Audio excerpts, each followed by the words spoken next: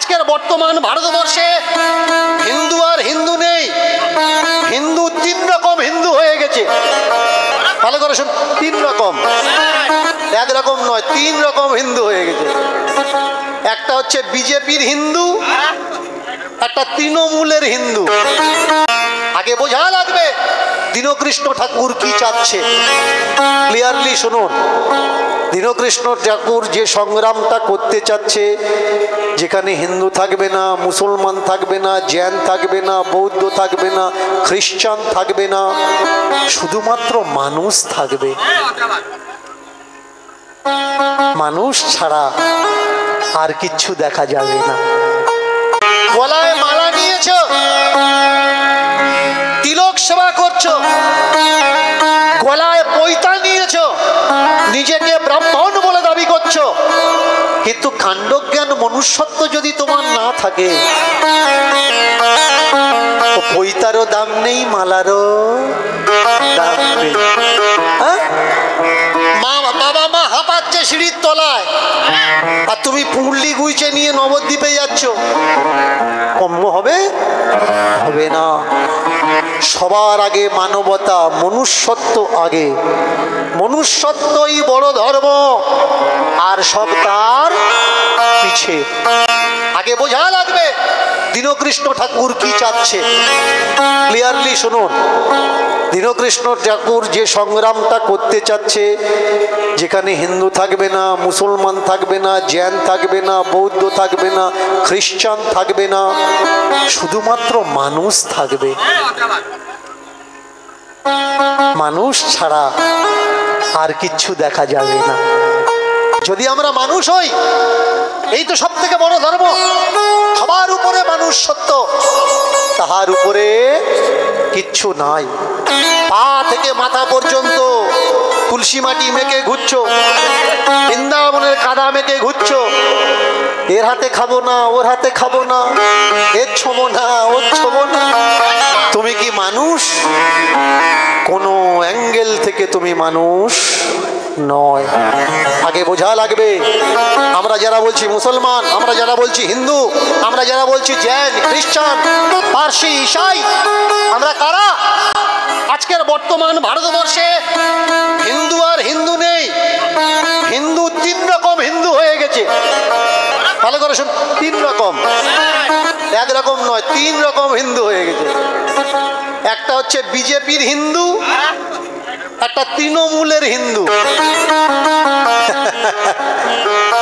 আর একটা অভাবী গরিব দুঃখী কাঙালি হিন্দু। এদের কোনো পার্টি নেই, এদের কোনো জাত নেই। এদের জিজ্ঞেস করো, ভাই তোরা পার্টির পেছনে ছুটিস না কেন? বলে দরকার নেই ভাই, খাটলে তবে খাওয়া হবে, ছুটে কি হবে? আর যে দুটো হিন্দু পাশাপাশি দাঁড়িয়ে আছে, এ বলছে জয় দুর্গা বল, এ বলছে জয় শ্রীরাম বল।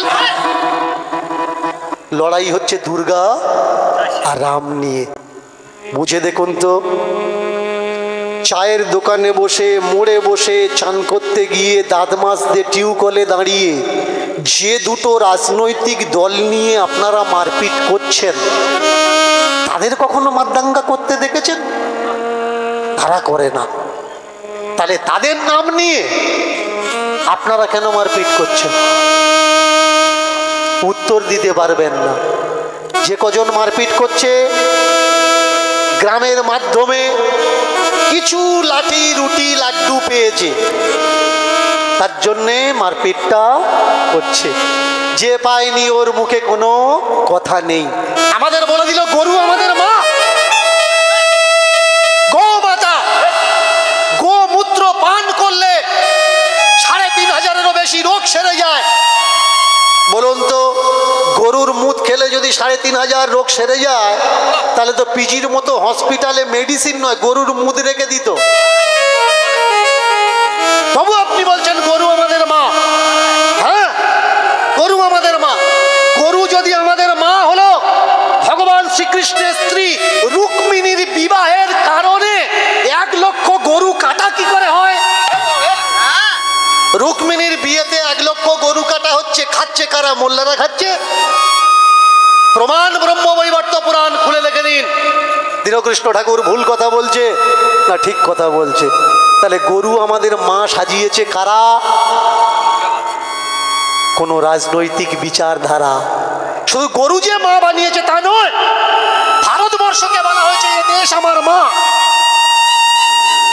কখনো বলতে শিখেছেন জাপানিদের জাপান আমাদের মা, আমেরিকা আমাদের মা, ফ্রান্স আমাদের মা, কিন্তু ভারতকে আমরা কি বলি?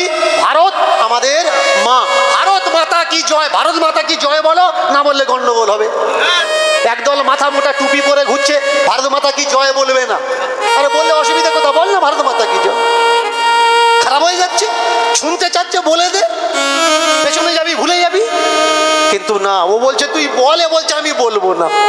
মারপিটের সূত্র দেশ নিয়ে আরম্ভ হয়ে গেল। ভারত আমাদের মা। ভারত মা হলো কি করে ভাই?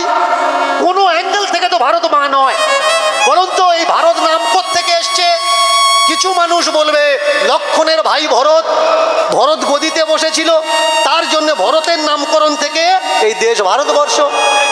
আবার কিছু মানুষ বলবে শকুন্তলার ছেলে ভরত, দুষ্মন্তের ছেলে ভরত, সেই শকুন্তলার ছেলে ভরত থেকে আমাদের দেশের নাম ভারতবর্ষ হয়েছে। এবার বলুন তো শকুন্তলার ছেলে থেকে হয়েছে, রামের ভাইয়ের থেকে হয়েছে, এই দুটো ভরত মেয়ে ছেলে না বেটা ছেলে? বেটা ছেলে, মেয়ে ছেলে নয়। তাহলে এদের নাম থেকে দেশের নাম যদি ভারত হয়, তাহলে ভারত বাবা হবে না মা হবে? দীনকৃষ্ণ ঠাকুর আপনাদের বোঝাতে চাচ্ছে, ফ্যাক্ট চেকিং করুন। আমি বলছি বলে আমার কথা বিশ্বাস করবেন না।